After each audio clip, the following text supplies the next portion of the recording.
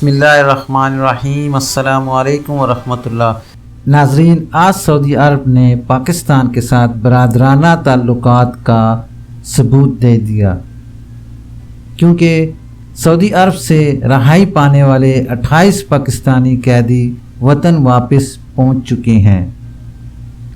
मंगल यानी आज सुबह को सऊदी अरब से रहा होकर पाकिस्तान पहुंचने वाले कैदियों का तहरीक इंसाफ के सेनेटर एजाज चौधरी ने अल्लामा इकबाल इंटरनेशनल एयरपोर्ट लाहौर पर इस्तकबाल किया।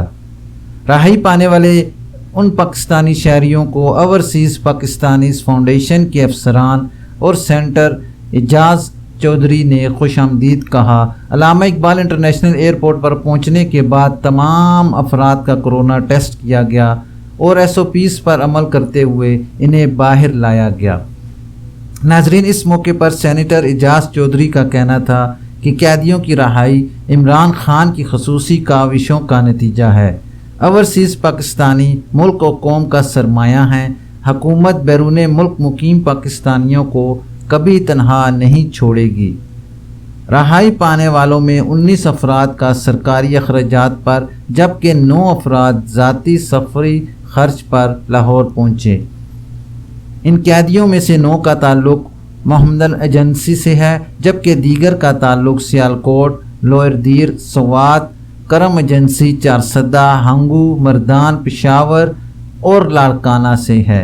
नाजरीन, ख्याल रहे कि 20 जुलाई को 63 पाकिस्तानी सऊदी अरब से रहा होकर पाकिस्तान पहुँचे थे।